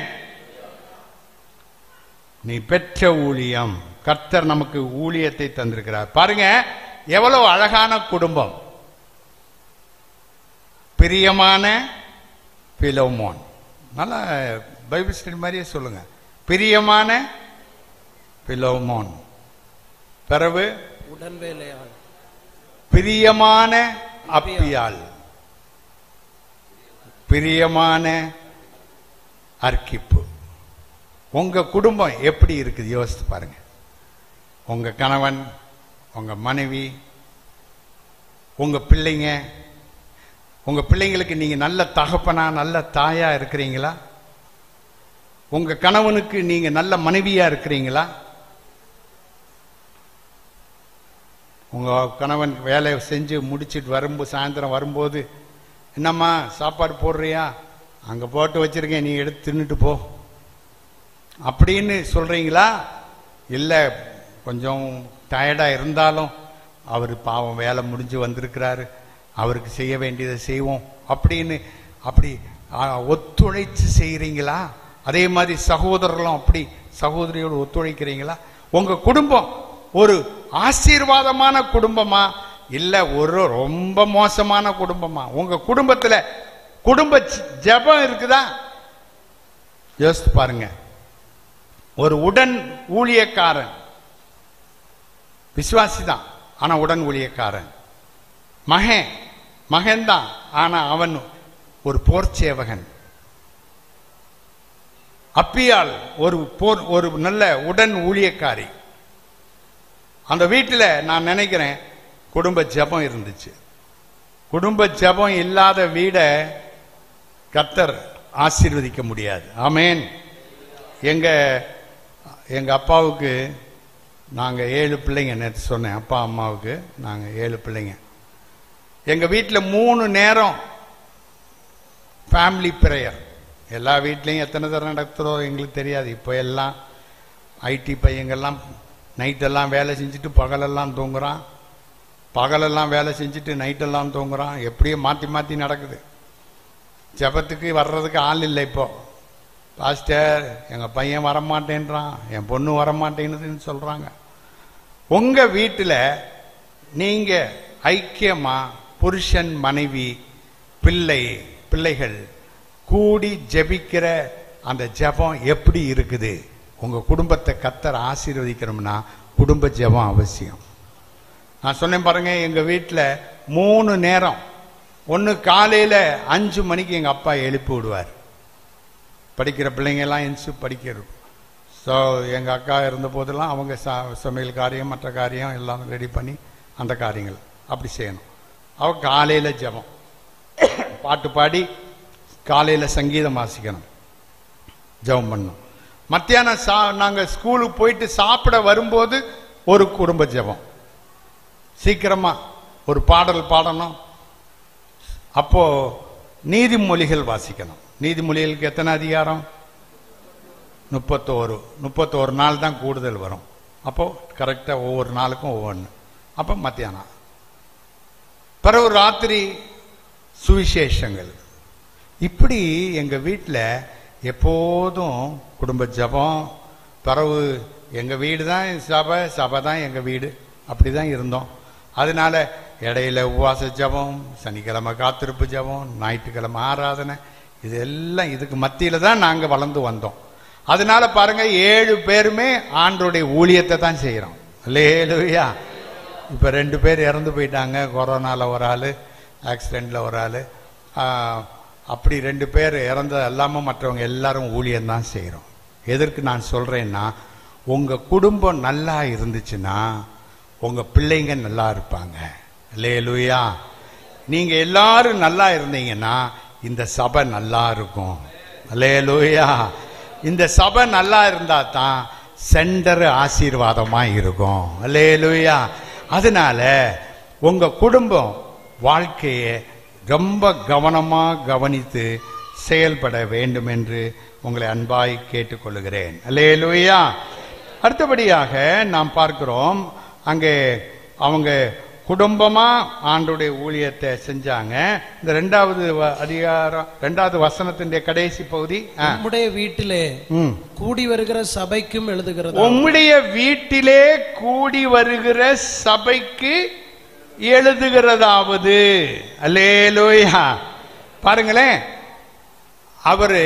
அவரை ஏன் இவ்வளவு தூரம் பிரியமுள்ளவர்னு சொல்றாங்க அப்படின்னா, அவர் வெறும் பிரியமானவர் நீங்க நினைக்க கூடாது. அவர் நல்லா காணிக்க கொடுத்துருப்பான் போலுக்கு, அதனால தான் பாஸ்டர் அப்படி எழுதியிருக்காரு அப்படின்னு நினைக்க கூடாது. அவங்க சபையே, அவங்க வீடே என்னவா மாறிட்டு? சபையா மாறிட்டு. அந்த காலத்துல இந்த மாதிரி ஆலயங்கள்லாம் கட்டப்படலை, வாடகைக்கும் கிடைக்காது. அப்ப என்ன செய்வாங்க? அவங்க அந்த ஒவ்வொரு ஏரியாவில் கொஞ்சம் பேர் ரட்சிக்கப்படுறாங்க அப்படின்னா அவங்கள யாராவது வசதியானவங்க, இல்லைன்னா ஒரு நல்ல வீடு இருக்கிறவங்க, ஒரு ஹால் பெருசா இருக்கிறவங்க, அவங்க வீட்டில் வச்சு சபை நடத்துவாங்க. அதே மாதிரி தான் லீதியாவுடைய வீட்டில் பார்க்கிறோம். அப்போஸ்தலர்களுடைய 16ஆம் அதிகாரம் 13ல இருந்து 15 வரைக்கும் வாசிங்க. அப்போஸ்தலர் 16:13 இருந்து. நாங்கள் பட்டணத்துக்கு வெளியே போய் ஆற்றின் அருகே வழக்கமாய் ஜெபம் பண்ணுகிற இடத்தில் உட்கார்ந்து அங்கே கூடி வந்த ஸ்திரீகளுக்கு அங்கே கூடி, இப்ப பாருங்க எந்த இடமும் இல்லை. இப்பதான் ஊழியமே ஸ்டார்ட் ஆகுது. இப்ப நம்ம எல்லாம் ஊழியம் ஸ்டார்ட் ஆகுனா ஒரு வீடை வாடகை கெடு, இல்லைன்னா லீஸு கெடு, இல்லைன்னா காசை இன்வெஸ்ட் பண்ணு, இல்லைன்னா ஒரு ஷாப்பிங் சென்டர் எடு அப்படின்னு நம்ம போவோம். ஆனா அந்த காலத்துல அதுக்கெல்லாம் வசதி இல்லை. எங்க வச்சு ஜெப கூட்டம் நடக்குது? ஆற்றின் கரையோரத்தில். ஆமென். ஆற்றின் கரையோரமாயிருந்தாலும், வீட்டின் கரையோரமாயிருந்தாலும், ரோடு மேல இருந்தாலும், ஆண்டவர் கிரியை செய்யணும் நினைச்சார்னா அங்க கிரியை செஞ்சு அற்புதம் செய்வார். அல்லேலூயா, அல்லேலூயா. அப்போ லீதியால் அப்படிதான் ரட்சிக்கப்படுறா. பவுல் பிரசங்கம் பண்றாரு, லீதியாளுடைய இருதயத்தை கத்த தொடராரு, திறந்தாச்சு, ஏற்றுக்கொண்டாச்சு. இப்ப 40வது வசனத்துல நீங்க வரும்போது பாத்துங்க. 40வது வசனம், அந்தபடி அவர்கள் சிறைச்சாலையில் இருந்து இப்போ சிறைச்சாலைக்கு போயிட்டாங்க. பிரச்சனைனால இப்போ அவங்க பிரசங்கம் பண்ணதுனால சிறைச்சாலைக்கு போயிட்டாங்க. போய் லீதியாளிடத்திற்கு போய், பிறகு அதுல இருந்து விடுதலை ஆன போது லீதியாளிடத்திற்கு போய் சகோதரரை கண்டு எங்க சகோதரர்கள் வந்தாங்க? அப்ப ரட்சிக்கப்பட்ட விசுவாசிகள் எல்லாம் லீதியாவுடைய வீட்டில கூடி ஆராதிச்சாங்க. அல்லேலூயா. அப்போ லீதியாலும் அப்படித்தான், இங்கே பிலோமோனும் அப்படித்தான். பிலோமோன் தன்னை அர்ப்பணித்தது மாத்திரமல்ல, தன்னுடைய குடும்பத்தை அர்ப்பணித்தது மாத்திரமல்ல, தன்னுடைய வீட்டையும் அர்ப்பணித்தான்.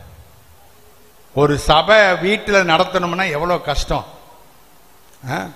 உபவாச ஜெபம் நடக்கணும், பைபிள் ஸ்டடி நடக்கணும், பிறகு சகோதரிகள் கூட்டம் நடக்கணும், இல்லைன்னா இப்படி பல கூட்டங்கள் நடக்கணும், பல காரியங்கள் நடக்கணும். இதுக்கு மத்தியில வீட்டின் காரியமும் நடக்கணும். கணவனாருக்கு சாப்பாடு ரெடி பண்ணணும், பிள்ளைங்களுக்கு சாப்பாடு ரெடி பண்ணணும், இவங்களை கவனிக்கணும், இவங்களுக்கு கொடுக்கவா அவங்களுக்கு கொடுக்கவா, ரொம்ப கஷ்டம். ஆனா இந்த பிலோமோன் மனப்பூர்வமா அதை செஞ்சார். ஒரு நாள் இல்ல, 2 நாள் இல்ல, எல்லா வாரங்கள் மாதங்கள் அப்படியே நாட்கள் போக போக வர எல்லா நாட்கள்லையும் அந்த செஞ்சு அந்த ஊழியத்தை அந்த முன்கட்டி எழுப்பினார். ஹல்லேலூயா. உங்க வாழ்க்கையில ஒரு ஊழியத்தை கட்டி எழுப்புறவங்களா நீங்க இருக்கிறீங்களா? ஆத்தும ஆதாயம் செய்யறவங்களா இருக்கீங்களா? ஆக்கில்லா பிரிஸ்கில்லா போல அந்த சபைக்கு தோள் கொடுக்கிறவங்களா, தூண்களா நீங்க இருக்கிறீங்களா? உங்களை அப்படி மாற்ற வேண்டும் என்று ஆண்டவர் விரும்புகிறார். அல்லேலூயா. அடுத்தபடியாக அடுத்த வசனத்துல பார்க்கிறோம், 3வது வசனம். தேவனாலும் கர்த்தராகிய இயேசு கிறிஸ்துவினாலும் உங்களுக்கு கிருபையும் சமாதானமும் உண்டாவதாக. இந்த குடும்பத்திற்கு, இந்த சபைக்கு என்ன தேவை என்றால் கிருபையும் சமாதானமும். உங்களுக்கு என்ன உண்டாவதாக? கிருபையும் சமாதானமும் உண்டாவதாக. கிருபை என்பது அன்மெரிட்டட் ஃபேவர் அப்படின்னு சொல்லியிருக்கு. தகுதியில்லாத இடத்தில் தேவன் நமக்கு காட்டும் தயவு. அல்லேலூயா. நம்ம எப்படி ரட்சிக்கப்பட்டோம்? விசுவாசத்தை கொண்டு கிருபையினால் ரட்சிக்கப்பட்டோம். நம்ம கிருபை இல்லைன்னா ஒண்ணு செய்ய முடியாது. ஒரு சிலர் கிருபையை ரொம்ப மிகைப்படுத்துறாங்க, அப்படி வேண்டாம். ஆனா கிருபை அவசியம். பவுல் எழுதுற எல்லா நிருபத்திலேயும் கிருபை சமாதானம் ரெண்டையும் விசுவாசிகள் உடையவர்களா இருக்க வேண்டும் என்று விரும்புகிறார். அல்லேலூயா. அதேதான் இங்கேயும் பார்க்கிறோம். அவர்களுக்கு சொல்லுகிறார், உங்களுக்கு கிருபை உண்டாவதாக. அப்ப கிருபை என்பது இன்னொரு அர்த்தம் ஃபேவர் என்ற அர்த்தம். அப்படின்னா தயவு. எஸ்தருக்கு அகேஸ்வேருடைய, அதாவது ராஜாவுடைய கண்களிலே என்ன கிடைத்தது? தயவு கிடைத்தது. அல்லேலூயா. நம்ம எல்லாரும் எஸ்தர் மாதிரின்னு வச்சுக்கிறோம். நம்ம ஆண்டவரும் இரட்சகருமாகிய இயேசு கிறிஸ்துவுடைய தயவு நமக்கு மிக மிக அவசியம். அல்லேலூயா. அவருடைய ஃபேவர் இருந்தா தான் உங்க வாழ்க்கை செழிப்பாக முன்னேற முடியும். அப்ப இந்த ஃபேவர் என்பது என்ன அப்படின்னா, எதை நீங்க செஞ்சாலும் அதுல தேவனுடைய கரம் இருப்பது. ஆமென். நம்ம எஸ்ராவுடைய புஸ்தகத்துல பார்க்கிறோம், நெகேமியாவுடைய புஸ்தகத்துல பார்க்கிறோம். அவங்க சொல்றாங்க, கர்த்தருடைய கரம் எங்களோடு கூட இருந்தபடியினால் நாங்கள் கேட்ட எல்லாவற்றையும் ராஜா தந்தரிலினார். அல்லேலூயா. உங்க தேவைகள் சந்திக்கப்படணும். இப்ப நீங்க ஒரு ஆபீஸ்ல இருக்கிறீங்க, உங்களுக்கு ஒரு கிராண்ட் அவசியம், ஒரு லோன் அவசியம், இல்லைன்னா ஒரு இன்கிரிமெண்ட் அவசியம், இல்லைன்னா ஒரு ப்ரொமோஷன் அவசியம். உங்களுக்கு டைம் ஆயிட்டு இருக்குது, உங்களுக்கு பின்னால வந்தவங்களுக்கு எல்லாம் கொடுக்க ஆரம்பிச்சிட்டாங்க, உங்களுக்கு கொடுக்கல. நீங்க ஜோம் பண்ணிட்டே இருக்கிறீங்க. கொஞ்ச நாள் ஜோம் பண்ணீங்க, சரி நம்ம எப்படியாவது கேட்டுருவோம் நம்ம சூப்பர்வைசர்கிட்ட, மேல் அதிகாரிகிட்ட என்று சொல்லி நீங்க நல்லா ஜோம் பண்ணிட்டு எஸ்தர் மாதிரி நல்லா ஜோம் பண்ணிட்டு போறீங்க. அவங்க போகும்போதே, என்னம்மா நீ வந்த? ஐயா எனக்கு இந்த காரியம் நடக்கலையா, இது எனக்கு செய்யணும் ஐயா, இது என் வாழ்க்கைக்கு ரொம்ப முக்கியம் ஐயா. அவ்வளவுதானே, கொண்டா ஒன்டே அப்ளிகேஷன் வாங்கி உடனே சைன் பண்ணி உங்களுக்கு கிராண்டட் அப்படின்னு சொல்லிடுறாங்க. அதான் தயவு. எத்தனை பேர் ஒரு தயவுக்காக காத்துட்டு இருக்கீங்க? எனக்கு ஒரு தயவு வேணும், எனக்கு ஒரு வீடு வேணும், எனக்கு ஒரு கார் வேணும், இல்லைன்னா எனக்கு என் பிள்ளைங்களுக்கு ஒரு நல்ல ப்ரமோஷன் வேணும், எங்க பிள்ளைங்க மேல்நாட்டில் போய் படிக்கணும், இல்லைன்னா வேலை செய்யணும். என் குடும்பத்துக்கு ஒரு நன்மை வேணும் அப்படின்னு சொல்றீங்கன்னா இந்த பகல் வேளையில ஆண்டவர் உங்களுக்கு அந்த கிருபையை தர்றார், அந்த தயவை தர்றார். நீங்க போகிற இடங்களிலே நீங்கள் எதை செய்தாலும், சங்கீதத்தில் வாசிக்கிறோம், அவன் செய்வதெல்லாம் வாய்க்கும். நீங்க செய்யறது வாய்க்கும். எத்தனை பேர் விசுவாசிக்கிறீங்க? ஆமென், அல்லேலூயா. அவன் தனக்கு ஆண்டவருக்கு பிரியமானதை செய்து சித்தி பெற்றான் அப்படின்னு இருக்குது. அப்படின்னா ஆண்டவரோட கண்கள்ல தயவு. இந்த மத்தியான வேளையில ஆண்டவர் உங்களுக்கு அந்த கிருபையை தர்றதுக்கு விரும்புறார். அடுத்து சொல்லப்பட்டிருக்கிறது என்ன? அங்க சொல்லியிருக்குது சமாதானம். அல்லேலூயா. கிருபையும் சமாதானம். உங்க குடும்பத்தில் சமாதானம், உங்களுடைய வாழ்க்கையில சமாதானம், உங்களுடைய ஜீவியத்தில் சமாதானம். கொலோசியர் 3:15 கொலோசியர் 3:15. தேவ சமாதானம் உங்கள் இருதயங்களில் தேவ சமாதானம் உங்கள் இருதயங்களில் ஆளக்கடவது. தேவ சமாதானம் உங்களுக்கு சமாதானம் என்று சொல்லி இயேசு சீஷரிடத்தில் சொல்றார். உங்க குடும்பத்தில் சமாதானம் இருக்கா? உங்க சபையில சமாதானம் இருக்கா? சில சபையெல்லாம் சபை முடிஞ்ச உடனே சண்டை தான், சமாதானமே இல்லை. என்கிட்ட ஒரு பிரதர் சொன்னாரு, ஐயா நாங்க அந்த மாதிரி சபையை சேர்ந்தவங்க, அங்க சண்டையும் சச்சரவுமா இருக்குன்னு தான் இங்கே வந்தோம், இங்கேயும் அதான் இருக்குது அப்படின்னு வருத்தப்படுறாங்க. இல்ல, நம்ம சபை சமாதானமா இருக்கணும். அல்லேலூயா. உங்க குடும்பத்துல சமாதானம் இருக்கா? கணவன் மனைவிக்குள்ள சமாதானம் இருக்கா? பிள்ளைங்களுக்கும் உங்களுக்கும் சமாதானம் இருக்கா? உங்களுடைய உறவினரோடு சமாதானமா இருக்கீங்களா? யாவரோடும் என்னவா இருங்கள்? சமாதானமா இருங்கள். அல்லேலூயா. இந்த பகல் வேளையில ஆண்டவர் உங்களுக்கு அந்த தயவு ஃபேவரை தர்றாரு. இரண்டாவது என்ன தர்றாரு? சமாதானம் தருகிறார். அல்லேலூயா. நான் உங்களுக்கு சமாதானத்தை வைத்து போகிறேன், உலகம் கொடுக்கிற பிரகாரம் அல்ல, என்னுடைய சமாதானத்தை, என்னுடைய சந்தோஷத்தையே தருகிறேன். அல்லேலூயா. உங்க வாழ்க்கையில, உங்க குடும்பத்தில், உங்களுடைய வேலை ஸ்தலத்தில், உங்களுடைய சுற்று வட்டாரங்களில நீங்கள் சமாதானத்தோடு வாழ வேண்டும் என்று ஆண்டவர் விரும்புகிறார். அல்லேலூயா. நீங்க அதுக்கு என்ன செய்யணும்? யாவரோடு சமாதானமா இருங்க. அன்புல ஒன்று மட்டும்தான் கடன் பெறணும், வேற எதுலையும் கடன் பெறக்கூடாது. நீங்க அப்படி இருப்பீர்கள் என்றால் கர்த்தர் உங்களை ஆசீர்வதிப்பார். எனக்கு அடுத்தாப்புல வசனங்கள் இருக்குது நிறையா, ஆனால் என்னுடைய நேரம் முடிந்து விட்டது. அதனால இதோடு நான் முடிச்சு கொள்றேன். கர்த்தர் உங்களை ஆசீர்வதிப்பாராக. இந்த வார்த்தைகளினாலே கர்த்தர் உங்களை ஆசீர்வதிக்கட்டும். நீங்கள் தேவனுக்கு பிரியமானவர்களா இருக்கிறீர்களா? உங்களை பார்த்து ஆண்டவர் எனக்கு பிரியமான சகோதரன், எனக்கு பிரியமான மகன், மகள் என்று ஆண்டவர் சொல்லுவாரா? உங்க குடும்பம் எப்படி இருக்குது? உங்க கணவன் எப்படி இருக்கிறாரு? உங்க மனைவி எப்படி இருக்கிறாங்க? உங்க பிள்ளைங்க எப்படி இருக்கிறாங்க? உங்க குடும்பத்துல குடும்ப ஜெபம் இருக்குதா? குடும்பத்துல ஆராதனை இருக்கா? ஒரு மனுஷனுக்கு 3 ஆராதனை இருக்கு. ஒன்னு தனிப்பட்ட ஆராதனை, அப்படின்னா அவனுக்கும் ஆண்டவருக்கும் உள்ள ஆராதனை. அல்லேலூயா. என்னுடைய தகப்பனார், நான் அவரோடு நாங்கள் எல்லாம் ஒன்னா ஒரே வீட்டில் ஒரே சபைக்குள்ள இருந்ததுனால நான் கவனிச்சிருக்கிறேன். காலையில் 4 மணிக்கு எந்திரிச்சிருவார், ஜெபம் பண்ணிக்கிட்டே இருப்பார். பிறகு எங்களை கூப்பிடுவார்.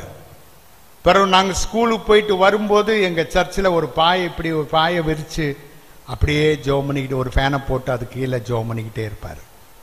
சாயந்தரம் நாங்கள் வேலைக்கு போகும்போது, இல்லைன்னா டியூஷனுக்கு போயிட்டு வரும்போது பார்த்தீங்கன்னா அந்த ரூமில் அந்த ஃபேனுக்கு கீழே அவர் ஜெபம் பண்ணிட்டு இருப்பார்.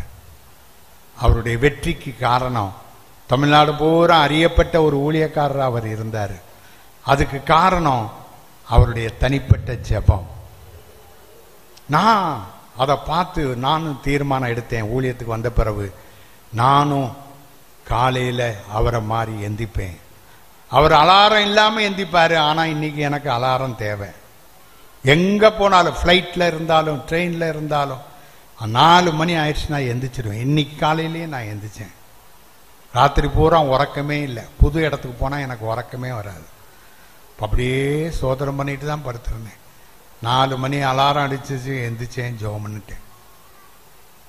அந்த அந்த அந்த என்னுடைய அந்த ஜெபம் அது என்னுடைய பர்சனல் லைஃப். உங்கள் பர்சனல் லைஃப்பில் உங்களுக்கும் ஆண்டவருக்கும் ஒரு உறவு இருக்கா? ரெண்டாவது ஆல்டர். ஆல்டர் நீங்க, ரெண்டாவது ஆல்டர் குடும்பம். ஏற்கனவே நான் குடும்பத்தை பற்றி சொல்லிட்டேன். 3வது ஆல்டர் சபை. இந்த 2 ஆல்டரும் 2 பலிபீடமும் சரியா இருந்துச்சுன்னா சபையில வரும்போது ஒரு பெரிய எழுப்புதல் சபையில உண்டாகும். நீங்க முழங்கால் படி இட்டாலே ஒரு அபிஷேகம் உங்க மேல இறங்கும். நீங்க தேவனை ஆராதிக்கும் போது தேவ மகிமை உங்க மேல இறங்கும். நீங்க செய்யற ஊழியத்துல மகிமை இறங்கும். ஏனென்றா நீங்க தனி ஜெபமும் தனிப்பட்ட குடும்ப ஜெபமும் செய்கிறவங்களா இருக்கிறதுனால சபையில வரும்போது அது அக்கினி அபிஷேகம் அங்க இறங்கும். அல்லேலூயா. நல்ல காஞ்ச விறகு தீ போட்டீங்கன்னா மட மட மடன்னு எரியும். ஆனா மழையை பெஞ்சு நனைஞ்சிருச்சுன்னா தீ போட்டாலும் அது எரியாது. அது புகஞ்சுக்கிட்டே இருக்கும். மற்றவங்க கண்ணையும் சொரிய வச்சுக்கிட்டே இருக்கும். ஏன் அழுகுறீங்க? இல்லை புகை அப்படின்னு சொல்லி அழுதுகிட்டு இருப்பாங்க. அது மாதிரி தான் இன்னைக்கு நிறைய பேர் சபையில் புகை போட்டுக்கிட்டு இருக்காங்க. ஏன்னு கேட்டால் இது வாரம் பூரா அந்த குளத்துல தான் ஊறுன மட்டையாக இருக்கு. இதை கொண்டு சபையில் போட்டால் எங்கே அபிஷேகம் இறங்க? ஆனால் நீங்கள் தனி ஜெபம் பண்ணி குடும்ப ஜெபம் பண்ணி சனிக்கிழமை நல்ல ஆயத்த ஜெபம் பண்ணி நீங்க ஆயத்தமா வருவீர்கள் என்றால் ஞாயிற்றுக்கிழமை நீங்க ஆராதிக்கும் போது அக்கினி இறங்கும். ஜெபத்தில் வல்லமை இறங்கும். சும்மா தூது கொடுக்கணும் வந்தவன் கூட புதிய தூதை உங்களுக்கு கொடுப்பான். ஏனென்றால் உங்களுக்குள்ளே அந்த அபிஷேகம் நிறைந்திருக்கிறது. அப்படிப்பட்ட ஒரு வாழ்க்கை செய்யுங்கள். அப்படிப்பட்ட ஒரு ஜீவிதம் நீங்கள் செய்யுங்கள். கர்த்தர் உங்களை அபரிமிதமாய் ஆசீர்வதிப்பார். கண்களை மூடுவோம். ஒரு தீர்மானம் எடுங்க. நான் எந்த மீட்டிங் போனாலும், சின்ன மீட்டிங்கோ பெரிய மீட்டிங்கோ, ஒரு டிசிஷன் டைம் கொடுப்பேன். ஏன்னு கேட்டா ஒரு தீர்மானம் எடுக்கிறது தான் வாழ்க்கையில் அவசியம். ரூத்து அவ தீர்மானம் எடுத்தால் அந்த தீர்மானம் தான் அவ வாழ்க்கையை மாற்றி அமைத்தது. உங்க வாழ்க்கையை மாற்றி அமைக்கணும்னா ஒரு தீர்மானம் அவசியம். நீங்க ஜெபிங்க. எல்லாரும் கண்களை மூடுவோம். முழங்கால் போடுறவங்க முழங்கால் போடுங்க, இல்லைன்னா உட்காருங்க, இல்லைன்னா நில்லுங்க, என்ன வேணாலும் செய்யுங்க. ஆனால் கண்களை மூடி நீங்க ஜெபிங்க. ஆண்டவரே, அந்த அந்த பிலோமோனை போல என்னை மாற்றுங்கப்பா. ஆண்டவரே, உமக்கு பிரியமான ஒரு மகனாக, உடன் ஊழியக்காரனாக என்னை மாற்றுங்க. அப்பியாலை போல என்னை மாற்றுங்க. சகோதரிகள்லாம் சொல்லுங்க, ஜெபம் பண்ணுங்க, சொல்லுங்க. அப்பியாலை போல மாற்றுங்கப்பா.